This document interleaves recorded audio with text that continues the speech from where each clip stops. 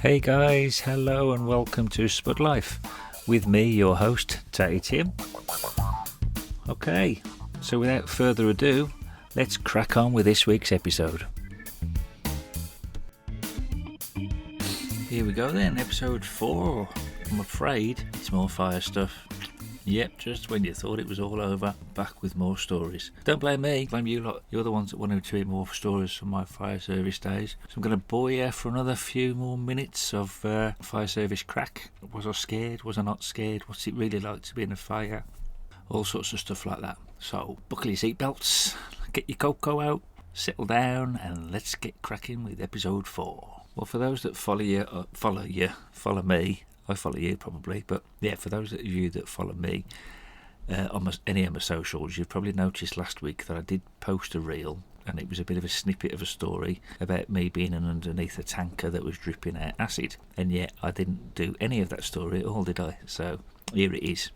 So basically what happened was we got this call, this shout came in, and it was for a tanker on Southwest Services, which is one of the services on the M6 up here in Cumbria. And it was a tanker was dripping acid. There was an acid spill. So we get there, and I think Carlisle and a couple of other pumps were already there. They was sort of cordoning off the area. They'd closed the services as a precaution. This tanker was away from everything else. They'd kind of moved it away, and there it was. This tanker was big proper, like, imagine a petrol tanker, exactly like that, but full of acid. So, and it was dripping out very nicely onto the floor and sort of melting the tarmac. So we got the job of having to deal with it. And lo and behold, Penrith turn up with 2 new recruits on, all keen and eager, looking for volunteers or not. And guess who got the job of doing the clean-up and the potential, or trying to stop the tanker from leaking?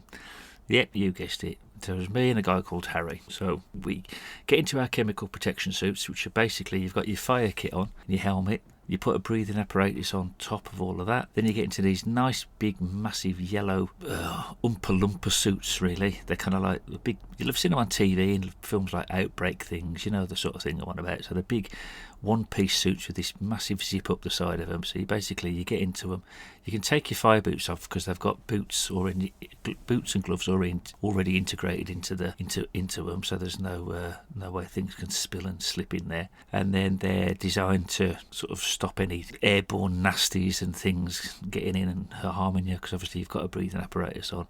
You're fully enclosed in this nice big plastic suit, and away you go. So you get help sort of setting up. So you get in there, you get your thing on. So what I meant to tell you last week was the fact that when you've got your breathing apparatus on, you have this little timer thing that's attached to it, and that beeps every so often. So if you're standing still for so long, it starts to beep, and I think it gives about 4 or 5 beeps, I can't remember, and then eventually this alarm goes off. It's called a DSU alarm, and that's to alert the teams outside. If you're in the fire and you're in a building and your DSU goes off, potentially it means that you could be a casualty yourself. You know, there could have been a partial building collapse, you could have fallen through somewhere, you could be lying unconscious, so therefore your DSU goes off.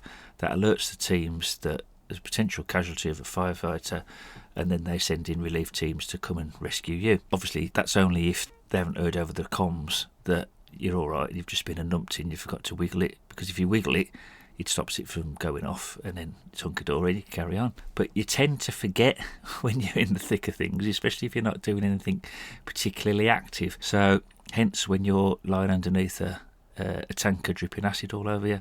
So I don't think the DSU went off, to be honest, but what a pain it is. So anyway, let's carry on with the rest of the story before I jump the gun a little bit. So we go ambling up to this, you get given your brief, so you've got to get in there, and you're given the chemical protection pack, which you've got, which is basically a lump of Play-Doh, for want of a better description.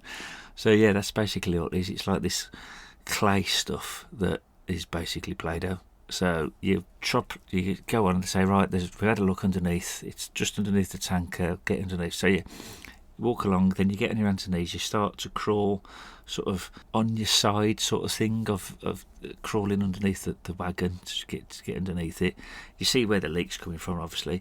So you kind of you're already in the acid because there's acid all over the floor, so you're already kind of crawling around in acid before it even starts dripping on top of you. So get in there, and you're on your comms, and you're going back and saying, yeah, I can see it, and I'm just about to start doing whatever. And I was there trying to squidge this Play-Doh up into this hole. It wasn't a massive hole, but it was enough. Probably a pebble must have got underneath and ruptured the tank. So there was enough of a drip that it was a hazard. So there we are, me and Harry trying to squidge this Play-Doh underneath. And then you're lying there, then your DSU goes off, it starts to beep. So you think, oh shit. So you have to kind of stop doing what you're doing, which was, the Play-Doh was pretty useless, to be fair, because you can imagine, you know what Play-Doh's like when you get it wet?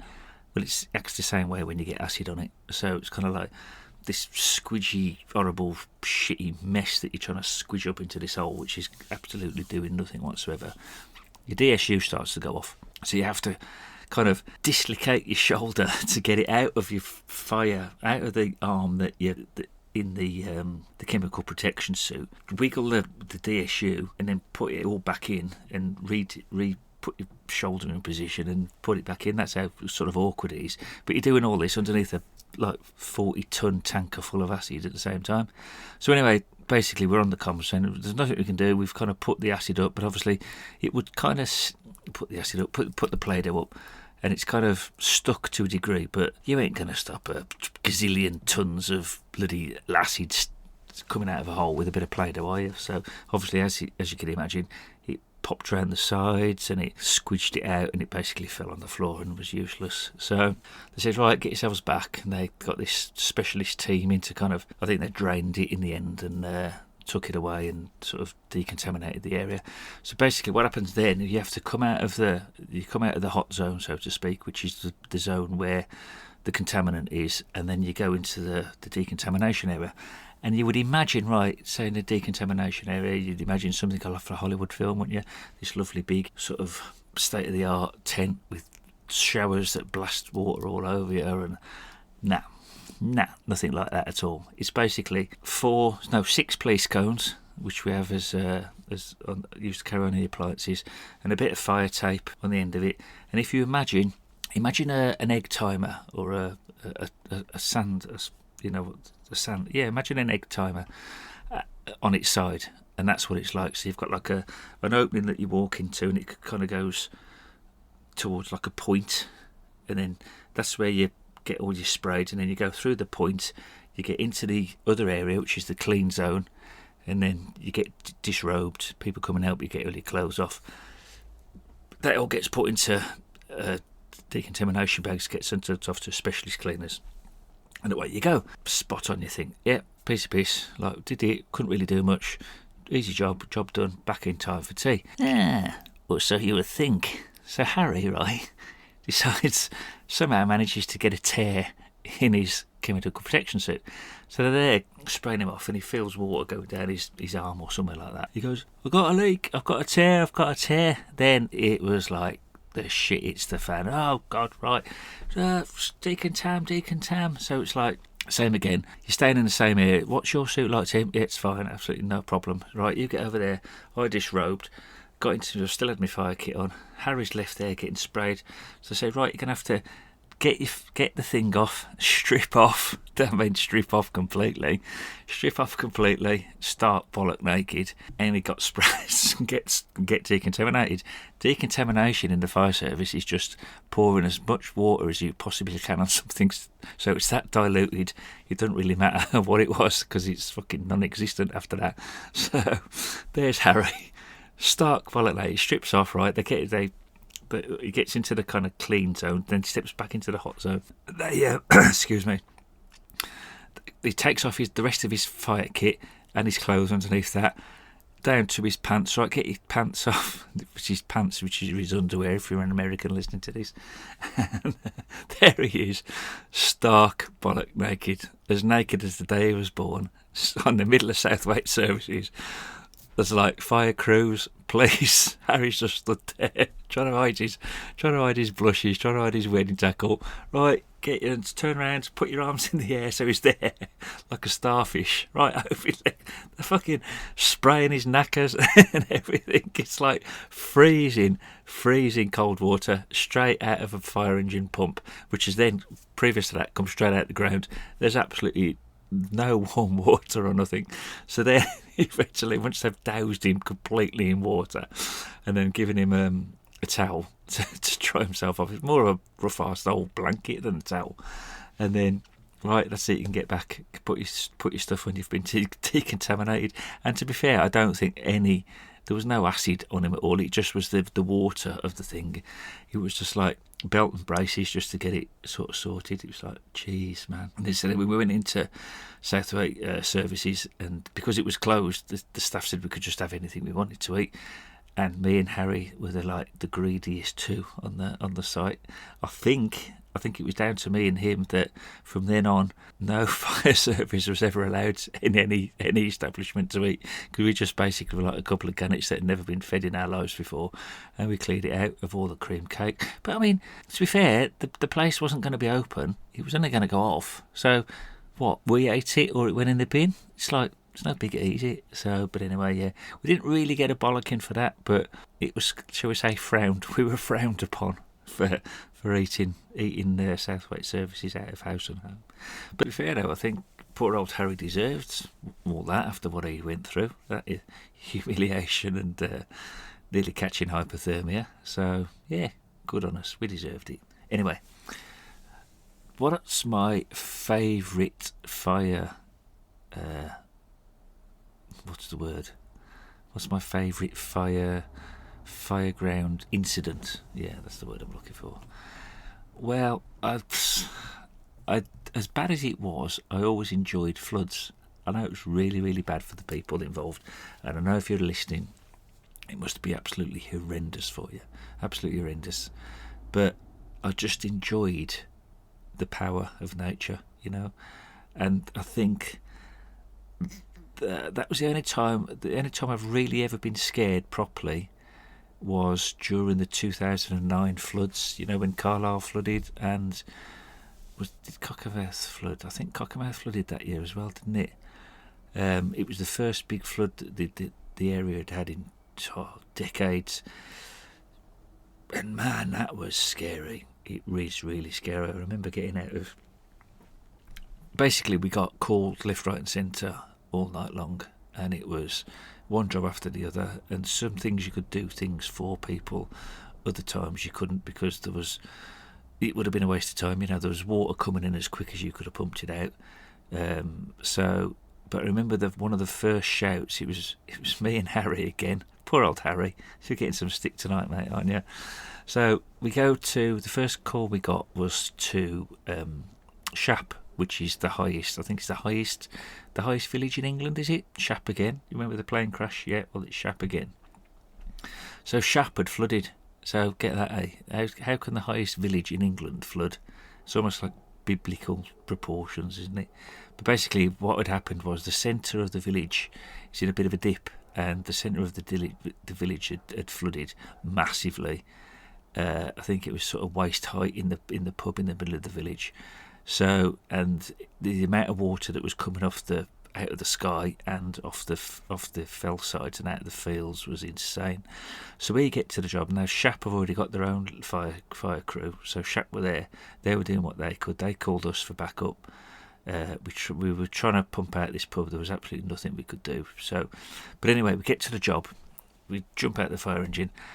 And all the manhole covers, right, had come off that's how much water was. So they'd been blasted off the surface of the road, and they were just at the side of the road. And there was these manhole covers. So there was basically just these drops into oblivion where you could disappear into. So guess poor old Harry again jumps out the fire truck and almost jumps straight down a bloody manhole cover. It's like, Jesus Christ, he looks at me and says, fucking hell, that was close. I was like, fucking right, it was. So then we went to the pub. We got there was nothing we could do, because like I said, there was more water coming in as quick as you could have been there pumping it out. It was coming in. You were fighting a losing battle. All you could do was wait until the water subsided, the rain had stopped, and then you could try your best then to, pump the place out.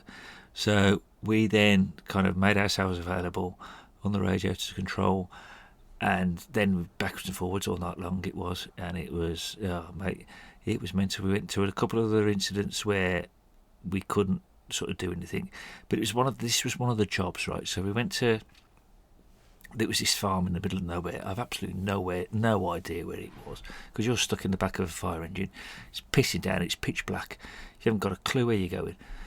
Luckily the driver has. So you get to this job, and fucking hell, the trees. This is when I was scared, because the trees, there was a massive sort of big old oak trees, and proper English sort of nature. What's the word when they're native, not nature, native breeds to England. So they're big, massive hardwood trees, and they were going like fuck, because you can imagine it was windy. I don't know if anyone's been in it, but it was going like crazy. The power cables were clashing against one another, and there were sparks coming off them as all the power was clashing together. And you got out that fire engine, and I thought, fucking hell. It was like, man, this is, if you're going to die, this is when you're going to die. Do you know what I mean? Because it was just the power of nature. It was insane. And as you can imagine, there's not many normal people out in the middle of a storm, because you're safely tucked up in your arms. But when you're actually in it and it's going crazy and you're just in the middle of it trying to do stuff, I was scared. I really was. It was like, fucking hell, that tree could just fall on me any second, and that's it. Good night, Vienna. So, but luckily it didn't, and I'm still here to tell the tale. But yeah, there was another job. We couldn't do nothing much. It was kind of like water was coming in as quick as we could get it out. So there's no point even trying to get the pump off the back. You have like a little separate pump. It's basically like a car engine with a pump attached to it, and it means you can carry that to the incident where you can't get the fire engine down to it, and you set that up and it sucks the water out of the building, the whatever, and then you can happy days, get it sorted. So next job came in, and it was a car that had been seen. Well, it was a car. He'd rang it up. He said he was stuck on the road, and it was there was water was getting in. So we made our way down to we were heading down towards sort of Glenriddin area. It was in the middle of Glenriddin and Pooley Bridge, so it was about halfway along Lake Ullswater, and that's where the call had come in at. So we were going along the road, and the lake was up, and it was coming across you. Basically, you couldn't differentiate in places where the lake began and the road ended. You were basically driving through the lake. So we get to we were driving through, and it was literally, there was water coming in underneath the fire engine. Your boots were getting wet as you were driving along. It was that bad. It was blowing a gale. It was unrelentingly pissing down. It was just, Armageddon. It was mental. So we get there, and we could just vaguely see these headlights that were underwater in this dip in the distance. So we get as far as we can with the fire engine, because it was literally, the fire engine was going underwater, and it would have got so far that the engine would have cut out. So then me and James, I know you're listening, mate, so do you remember this night? I bet you remember it well. So me and James, we get out, and this was in the days before the fire service were issued with dry suits or any sort of protective clothing against the wet. So basically all you had on was your fire wellies. Well, they weren't actually wellies, they were leather boots, and your fire kit, which is just basically a big cotton tunic and cotton leggings. So it's basically, what a fireman wears, the gold sort of suit that a fireman wears. So that's it. No water protection at all. Your helmet and your gloves. So me and James get out. We start walking towards this car that was slowly but surely floating out towards into the lake. So it was currently sort of halfway on the grass verge, heading in towards into Lake Ullswater. Funnily enough, it was a Toyota, wasn't it, James? I think it was a Toyota. What's the posh ones? Land Cruiser, wasn't it? I'm sure it was a Land Cruiser. So anyway, there's this guy who was about in his 50s odd, maybe, and he's with his mum. Apparently he'd been shopping at Windermere all day, which was bizarre because it was been pissing down, and this gale was forecast, this storm was forecast. So he decided to come back from Windermere, and he'd come the scenic route over, and thought he'd follow the road down from the Kirkstone Pass into Glenriddin, and then along Ullswater, and then on towards the M6, because I think he lived down Cheshire way or something like that. So anyway, there they were, floating off into the middle of the lake. Me and James started wading towards him, and it's kind of like, you get so far, it's like you get into the cold water. So your adrenaline's going anyway, so it's not as bad as when you go into the sea and it's freezing cold and it touches your knackers and it's fucking horrible. So anyway, we go so far, and we're getting up to sort of just the top of our thighs. Your boots are already full of water, and then it gets up to your sort of waist. You're still going strong, and you're still about 200-300 yards away from the car. Eventually we get to the car, right, and we're about chest deep in water. We're virtually sort of swimming, walking, that thing that you do. You're kind of swimming with your arm, using your arms like a sort of frog. What's the word? Breaststroke. Frog stroke. What the fuck? So you're there doing your breaststroke walk type impression, and we go to the car. We go, all right. And you say, right, but it's not like we can do. What we're going to do is we're going to try and get you out. But his old mum, she was in her 80s or something.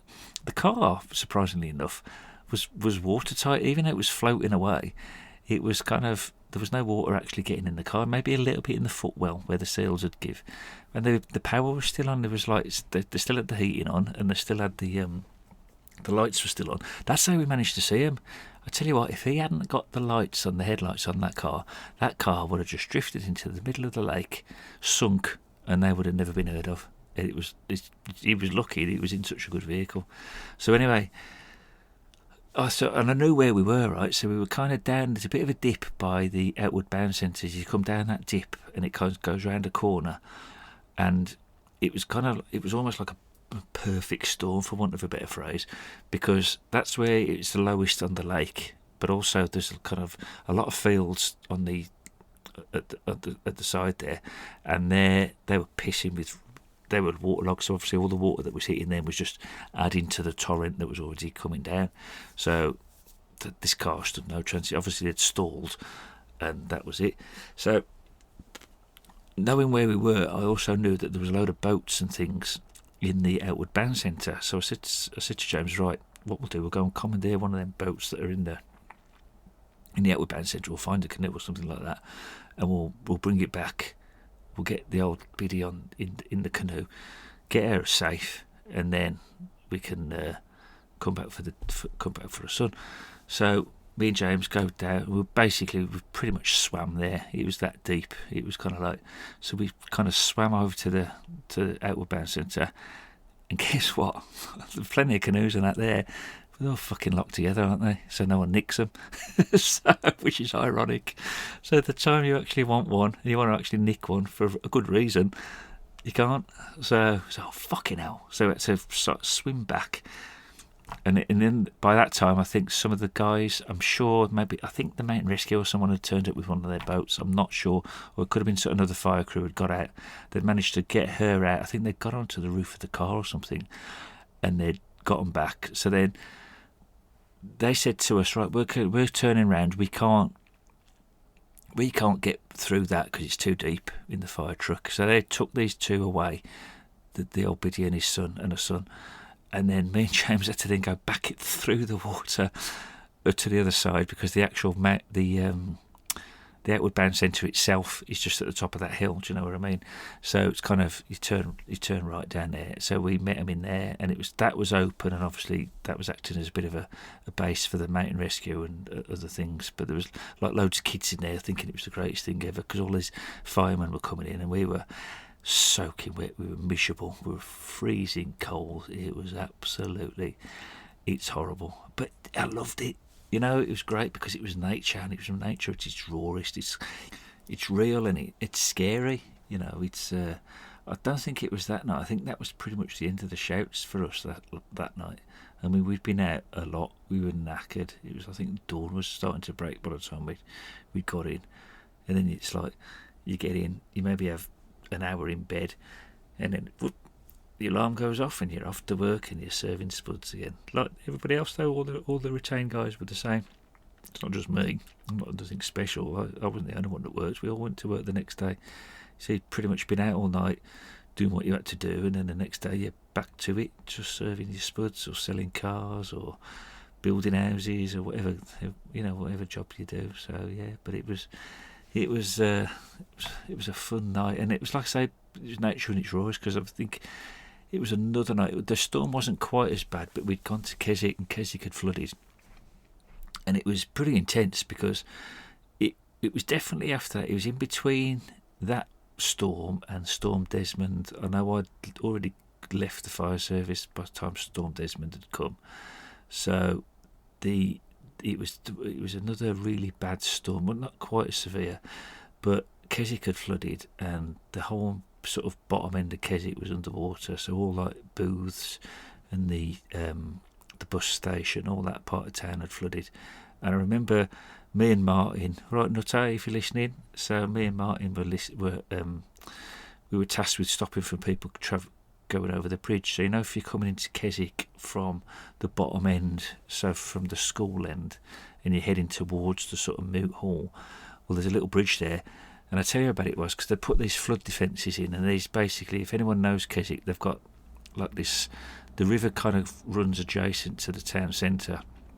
And what they did after the 2009 storm, which is the one where me and James was swimming around trying to save them people in that car, the Keswick had obviously flooded badly because the river literally just came straight over the top of this wall, and this wall was 8 foot above the sort of normal level of the river. So when the night we were there, me and Martin, we'd been tasked with stopping people from coming over the bridge, and this now you'd got dry suits, so you were all kitted out properly. So we had this nice cosy dry suit on, and they were actually really nice. Actually, it was you get like what's called a huggy bear, which is like not the guy off Starsky and Hutch, obviously, but it's like a big sort of woolen polar bear suit that you put on underneath. So you get your fire kit off, you're in your undercrackers, you put your huggy bear on,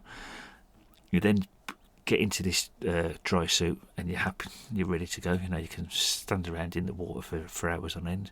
So we were there, and we'd been tasked, like I say, to stop the traffic coming over. I think the police were busy doing other things.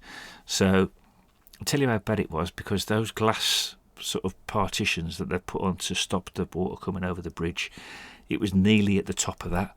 So if you think the bridge was 8 foot on, and then they'd put these 2 or 3 foot glass sort of barriers on top of that, so it was nearly 13 feet of raging torrent of this. Oh Christ, man, it was impressive. And we had to stop these people from, well, anybody really from, and you get all these piss heads that go, oh, what's up? Oh, sorry lads, you can't come across just in case the bridge collapsed. So, oh, fucking hell, where am I going to get home? So it was like, oh, what a night it was. And it was that was nice, because we saved a few people, not life-threateningly saved them, but it was like, when you sort of carry people out of the houses and put them in boats, you see them classic pictures on television, don't you? So it was a similar sort of scenario to that. So yeah, that was nice. You might think it's weird that it's like you're more afraid of nature and the rain and the wind and the rivers and that than you are of fire. And you know what? Fire is kind of predictable. You know what roughly is going to happen in a fire, unless there's some sort of explosive device or something in there that you don't know about, and like there's going to be a sudden gas leak or whatever, an explosion. Most of the time, not all of the time, but fire is fairly predictable. So as kind of scary as it is, it's not that scary, if that makes sense. Or maybe it's just me. I mean, I've never been afraid when I was in fires. I don't know why, and probably most guys aren't. I don't know. It's but when you come across the power of nature, which is totally unpredictable, then that puts the fear of God into you, I can tell you. So, but yeah, when it's funny, like I say, fires, it's a different animal. It's funny as well, because like how when you're in a proper house fire, it's nothing like you see in the movies. Nothing like it whatsoever. But I mean, to be fair, it would be a fairly dull film if all you could see was basically nothing and just listen to hear voices. So yeah, basically all you can hear is it's like you literally can't see your hand in front of your face, and all you can hear is your own breathing through the BA set, which is basically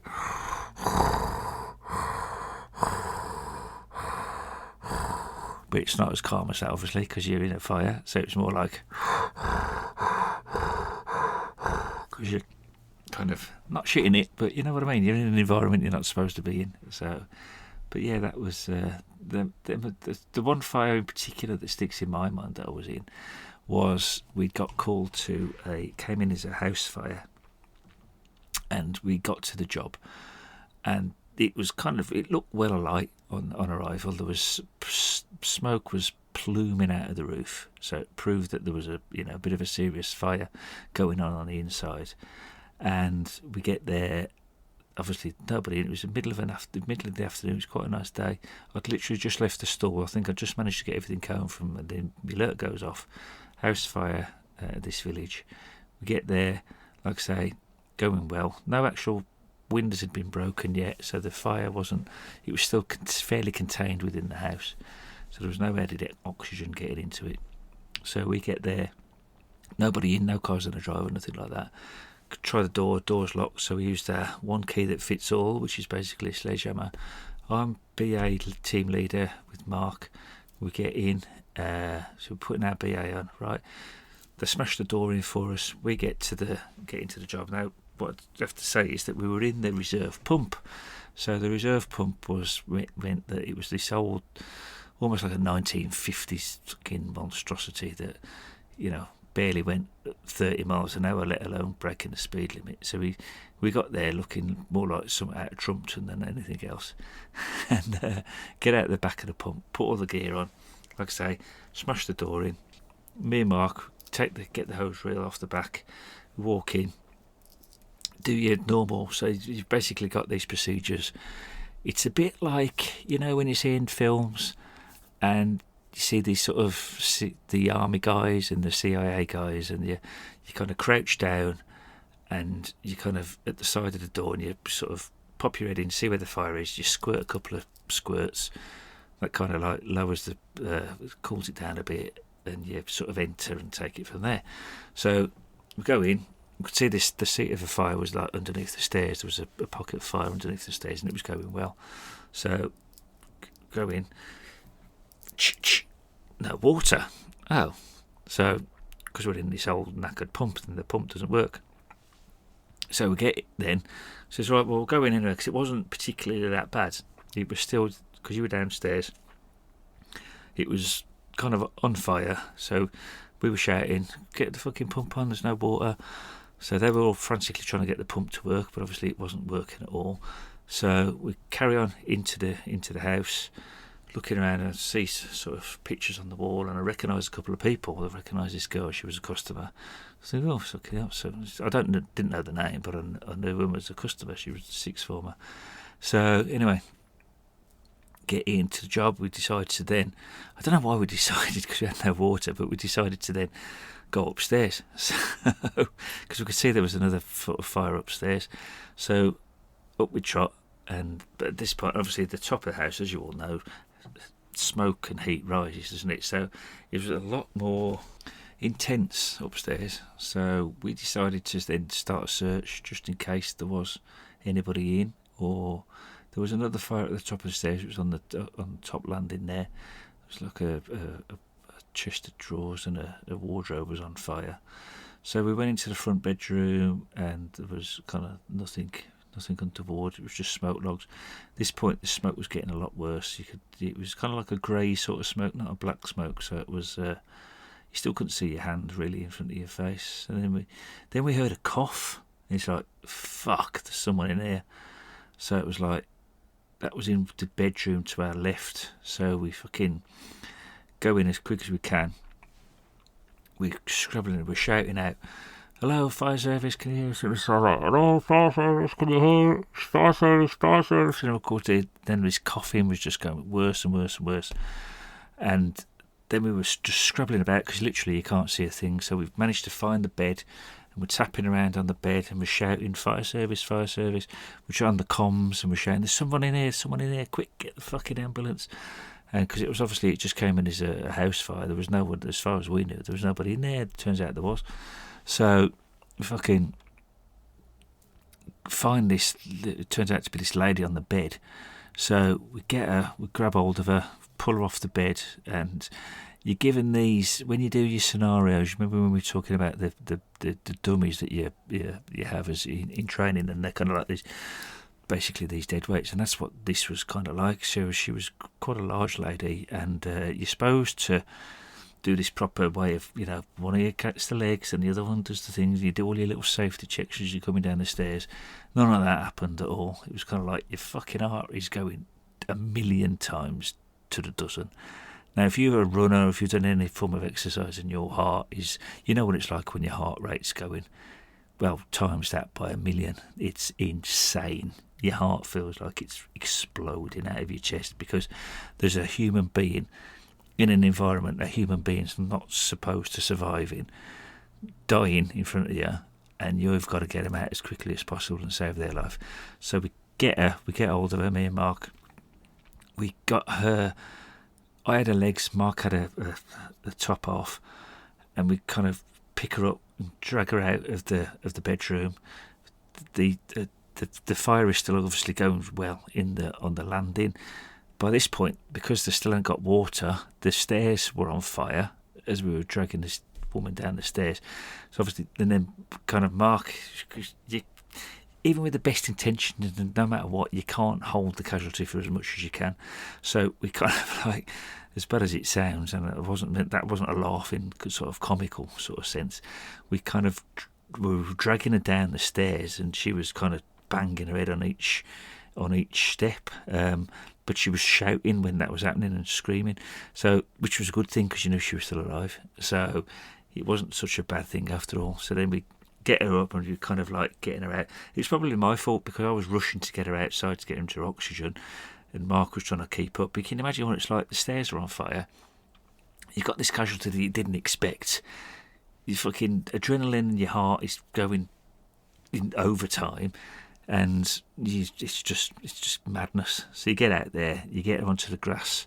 She's coughing and spluttering, and you know what it's like because remember me saying what it's been like, what it's like to be in a fire. So you know what she's kind of going through to a certain extent. So then you're getting in and you're shouting out, "Get the fucking oxygen on her! Get the oxygen on her!" And then the officer comes over. They check how much oxygen you got left because if you've got enough oxygen left in your cylinder, you can go back in and research. So we said, right, you got enough air in your tank. There was more appliances and paramedics were en route. So we went back in to research properly this time, just in case there was other people in the house. So, like I said earlier, I'd recognised this girl on the family photos that were in the hallway. So I was like, fucking hell, she could be upstairs as well. So we sort of ran upstairs. At this point, they'd managed to get water to work, so they'd put the fire out on the stairs. And they were putting the fire out on the landing. We sort of got through them. We said the BA team that were in there. We got through them, past them. We started doing the search of this room, and you were just frantically looking because you're thinking, it's time. Time is literally of the essence. If you're stuck in a fire and you're breathing in smoke, you ain't going to last that long, and you know that. So you're checking all the places that normally people would hide. So that's in cupboards, underneath beds, behind doors, everywhere. It was completely clear. I was expecting to find, this girl sort of dying or dead in a bedroom. Luckily, we didn't find anything. It was just the mum that was in there. So, but yeah, it was absolutely, that was just mental. And it was kind of like, it was nice as well because because her next door neighbour recognised me after when we sort of would go through a debrief and you were taking all your BA set off because obviously a lot of the village was out there watching what was going on, and he told her who I was. So she came and sort of thanked me for for getting her out. And I mean, unfortunately it was a suicide attempt that we managed to foil. So and it was really, really touching when she came to say thanks for saving her life. I mean, I was only doing my job. It wasn't like I was doing anything special, but it was still moving. There was lots of tears in the eyes when someone comes up and says that and thanks you for doing that. So, and it's it was nice. That was really nice. It was always nice when people thanked us, came to the station or dropped stuff off at the station, a little thank you note or box of Quality Streets or anything like that, or just came and said thank you personally.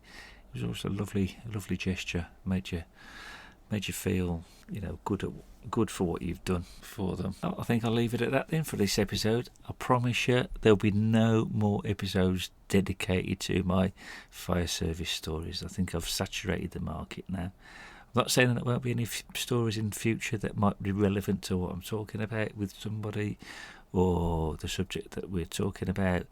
But as for dedicated episodes, this is it. So hope you enjoyed it, and that's it for another week. Thank you so much for taking the time to listen to me waffle on about things. It really does mean a lot, and man, I cannot believe the amount of positive feedback I'm getting off everybody. It is fantastic. Thank you so much for listening to me and giving me the feedback. It just spurs me on and gives me the incentive to carry on and do what I'm doing. And it's just great to see and hear the positive sort of aspect that I'm having on people's lives, and touching sort of nerves and making people think about things, and it's just absolutely fantastic. So please carry on giving me the feedback. Please carry on coming and chatting to me, dropping me the DMs. You know where I am on all my socials. Just type in Tatty Timms and you'll find me all over the place. So again, thanks guys. And from the Caravan of Love, it's goodbye from me, and I shall see you. What the hell does that mean? I shall see you. No, I won't actually even see you, but I'll speak to you next week. Take care. Love you all. Bye-bye.